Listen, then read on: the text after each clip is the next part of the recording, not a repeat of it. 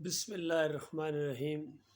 یہ مرزا علی انجینئر صاحب نے شرک کے خلاف کافی بیان دیے ہیں اور کافی کوشش کر رہے ہیں، لیکن پھر بھی ان کے اپنے عقیدے کے اندر کچھ نہ کچھ خرابیاں ابھی تک موجود ہیں۔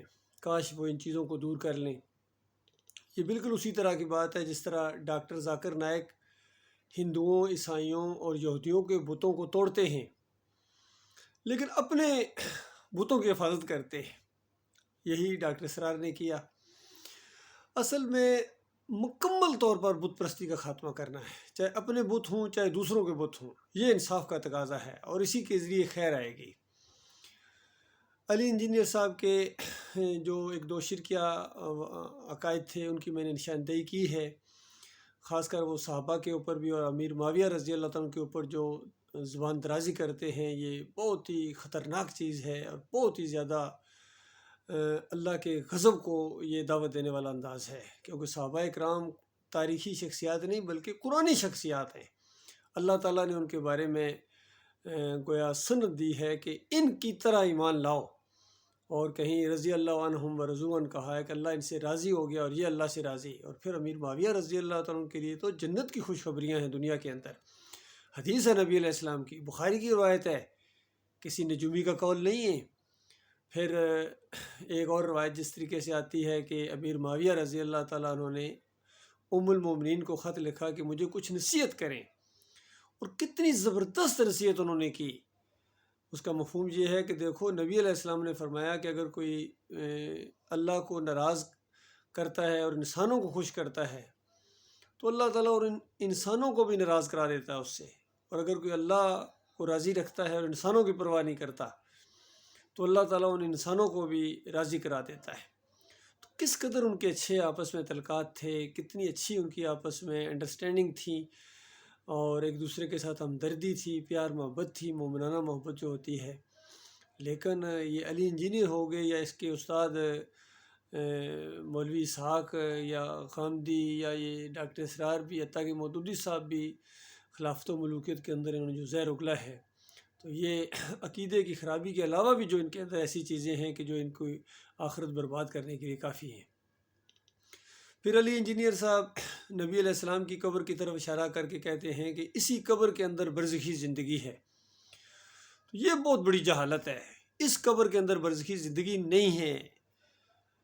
وہ جو زندگی ہے وہ جنت کی زندگی ہے، وہ جنت الفردوس میں سب سے اعلیٰ مقام۔ وہاں بخاری کی روایتوں کے اندر ہے کہ میکائیل علیہ السلام اور جبریل علیہ السلام نے نبی علیہ السلام کو ان کا مقام دکھایا، اور نبی علیہ السلام نے کہا کہ پھر چھوڑو مجھے، میں اس میں داخل ہوں۔ تو دونوں نے کہا کہ ابھی آپ کی زندگی کا کچھ حصہ باقی ہے، جب وہ پورا کریں گے تو آپ یہاں آ جائیں گے۔ تو وہ الوسیلہ کا مقام ہے، نبی علیہ السلام وہاں زندہ ہیں، مدینے والی قبر میں نہیں۔ یہاں برزخ کہاں سے آ گیا، اس قبر کے اندر برزخ کہاں سے آ گیا؟ یہ بہت بڑی جہالت ہے، بلکہ قبر پرستی کے اندر یہ قوم جو ملوث ہے اس کو اور گویا تھپکی دینا ہے کہ ادھر ہی کچھ نہ کچھ ہوتا ہے۔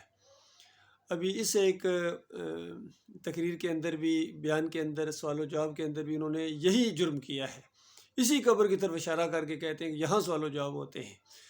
یہ یہاں انہوں نے اچھی باتیں بھی بتائی ہیں، اصالِ ثواب کا رد کیا ہے کہ یہ جو تیجا، 40واں، 10واں یہ مسلمان کراتے ہیں، یہ سر مولوی شولوی، یہ بالکل اسلام کے خلاف ہے، قرآن کے خلاف ہے عقیدہ۔ کوئی کسی کا عمل کسی کو نہیں پہنچتا ہے۔ صرف 3 عمل ہیں جو نبی علیہ السلام نے فرمائے، صدقۃ جاریہ ہے، علم نافع ہے، تو وہ اس کے اپنے اعمال ہیں، یا اس کی اپنی اولاد ہے اس کے لیے دعائیں کرے، یہ چیز جو ہے اس کو فائدہ پہنچاتی ہے مرنے والے کو۔ جو نیک اولاد ہوتی ہے وہ دعائیں کرے، اور جو اولاد کے اندر سے دعائیں نکلتی ہیں وہ کسی اور کے اندر سے نہیں نکل سکتی ہیں، نہ مولوی صاحب کے اندر سے نکل سکتی ہیں۔ پھر جو ایک اصالِ ثواب کی انہوں نے دلیل، وہ ایک خاص واقعہ تھا، اس کو عام کر دیا۔ یہ بھی علی انجینئر صاحب کی بہت بڑی علمی کمزوری سمجھیں یا اس کو خیانت سمجھیں، جو بھی ہے، کہ سعد رضی اللہ عنہ کا جو واقعہ آتا ہے کہ ان دور تھے، ان کی والدہ کا انتقال ہو گیا، اور انہوں نے آ کے کہا کہ یا رسول اللہ میری والدہ فوت ہو گئی، اور مجھے یقین ہے، مجھے یہ امید ہے، میں جانتا ہوں کہ اگر میں ان کے پاس ہوتا تو ضرور صدقہ خیرات کرنے کی وہ وصیت کرتی، یعنی اپنے مال میں سے، امیر لوگ تھے، تو اب میں اگر ان کی طرف سے کر دوں تو کیا ان کو ثواب ملے گا؟ تو نبی علیہ السلام نے کہا کر دیں، یہ ملے گا اس انداز سے۔ تو وہ ایک خاص واقعہ ہے، اس واقعے کے اندر یہ ہے کہ مجھے امید ہے اگر میں پاس ہوتا تو وہ وصیت کرتی. یہ معاملہ ہے، عام معاملہ نہیں ہے. اس کو علی انجینئر صاحب نے عام کر دیا ہے کہ جو بھی دوسرے کی طرف صدقہ خیرات کرے گا وہ اس کا ثواب اس کو ملے گا. نہیں، یہ ایسا بالکل نہیں ہے. یہ بالکل بات کے جو ہے نا پھیر دینا ہے. تو یہ علمی خیانت ہوتی ہے یا علمی نادانی ہوتی ہے، جہالت ہوتی ہے.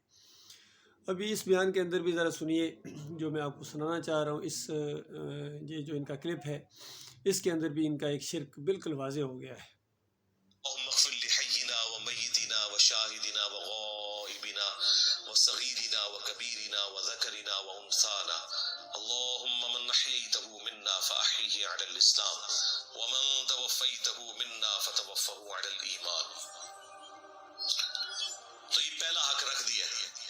اس کے بعد سنن ابی داؤد میں حدیث کے قبر پہ جا کے قبر کے سوالات کی استقامت کے لیے دعا مانگو. اسی طریقے سے پھر صحیح مسلم میں حدیث. یہی بات میں آپ کو سنانا چاہ رہا تھا کہ ایک جھوٹی روایت کے ذریعے کہ قبر پر جا کر اس قبر میں سوال و جواب کی استقامت کے لیے دعا مانگو. اور اس قبر میں کچھ نہیں ہوتا ہے انجینئر صاحب. اس قبر میں مردہ سڑتا ہے، گلتا ہے، مٹی کے ساتھ مٹی ہوتا ہے. کل ابن آدم یاکل التراب، نبی علیہ السلام کی وہ بات پوری ہوتی ہے. اور قرآن میں آیا کہ مٹی جو کچھ ان کے جسموں سے کھاتی ہے اللہ کو سب معلوم ہے. یہ انسان مٹی کا بنا ہوا ہے، مرنے کے بعد مٹی کے ساتھ مٹی ہوتا ہے، کوئی اس سے استثناء نہیں ہے. وہ جو مسند احمد بن حنبل کی روایت ہے کہ انبیاء کے جسموں کو مٹی نہیں کھاتی ہے، بخاری اس کو منکر روایت کہتے ہیں. وہ منکر روایت ہے مسند احمد بن حنبل کی. اور احمد بن حنبل اسی قبر کی زندگی کے قائل تھے چونکہ، تو انہوں نے اس طرح ایک گراؤنڈ بنائی ہے کہ روح واپس آ جاتی ہے، مردہ سنتا ہے، دیکھتا ہے، پہچانتا ہے. اسی کو اپنایا آگے احمد بن حنبل کے جتنے نظریاتی شاگرد گزرے ہیں، ابن تیمیہ ہوں، ابن قیم ہوں، ابن حجر عسقلانی ہوں، یا موجودہ جتنے یہ اہل حدیث ہوں، سلفی ہوں، حنبلی ہوں، یا دیوبندی اور جو بریلوی ہیں، شیعوں نے، سب نے یہ عقیدہ اپنایا ہے کہ روح واپس آ جاتی ہے، مردہ سنتا ہے، دیکھتا ہے، پہچانتا ہے، اور اسی قبر کے اندر کچھ نہ کچھ ہوتا ہے. اور جو شیعوں کی جو اصول کافی کے اندر انہوں نے 4 سوال اس میں کہ تیرا رب کون ہے، تیرا دین کیا تھا، محمد صلی اللہ علیہ وسلم کے بارے میں تمہارا کیا خیال ہو، تمہارا امام کون تھا.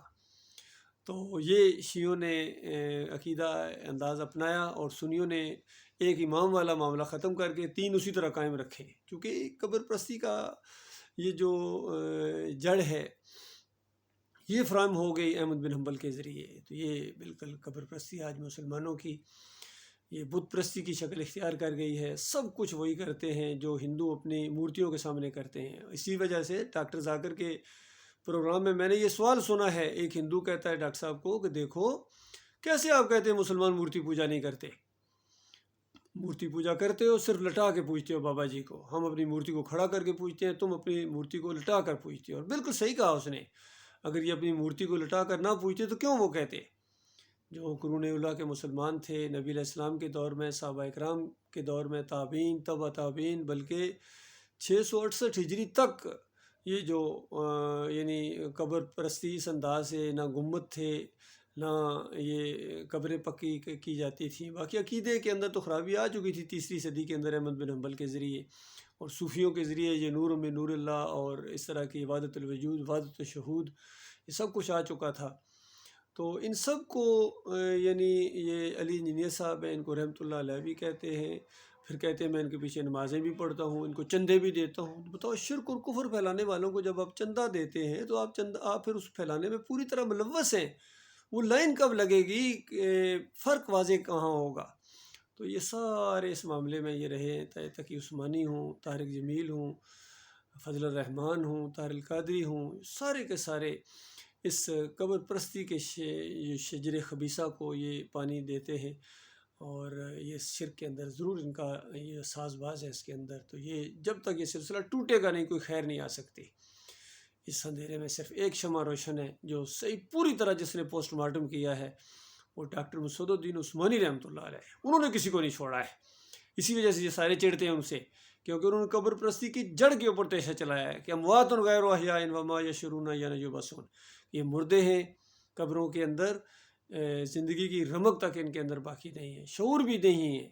اور جس نے یہ عقیدہ پھیلایا ان سب کے اوپر اللہ کی کتاب کا فیصلہ کیا کہ سارے اللہ کی کتاب کے انکاری تھے. اور شرک کے یہ بانی گزرے ہیں، طاغوت گزرے ہیں، ان کا کفر کرنا چاہیے۔ جب تک طاغوت کا کفر نہیں کیا جائے گا کبھی خیر نہیں آ سکتی ہے۔ تو علی انجینئر کا سب سے بڑا جرم یہ ہے کہ طاغوت کا کفر نہیں کرتے ہیں، حالانکہ بڑے باصلاحیت ہیں، بڑی معلومات ہیں، حافظہ ہے، جرت ہے، سب کچھ ہے، لیکن ایمان خالص نہیں ہے۔ ایمان کے اندر کہیں نہ کہیں شرک کی خرابی ان کی سامنے آ جاتی ہے۔ اللہ تعالیٰ ان کو ہدایت دے۔ جو زندہ ہیں ان کے لیے تلافی کا موقع ہے، لیکن جو مر گئے ہیں اسی شرک کے اوپر ان کے لیے اب تلافی کا کوئی موقع نہیں ہے۔ قیامت تک جب تک اللہ کی دربار میں حاضری نہ ہو، ایسے سارے شرک اور کفر پھیلانے والوں کے ساتھ ہماری دشمنی ہے، باپ مارے کا بیر ہے، اور کوئی ذرا برابر بال برابر ہمارے اندر ان کے لیے عقیدت نہیں ہے۔ جو ہمارے مالک کا نہیں ہے وہ ہمارا پھر نہیں ہے۔ جس نے شرک پھیلایا ہے، شرک پھیلانے والوں کو اپنا امیر مانا ہے یا اپنا امام مانا ہے، وہ اسی زمرے میں سمجھے جائیں گے، ان کا ایمان سے کوئی تعلق نہیں ہے۔ اللہ تعالیٰ غور و فکر کرنے کی توفیق عطا فرمائے۔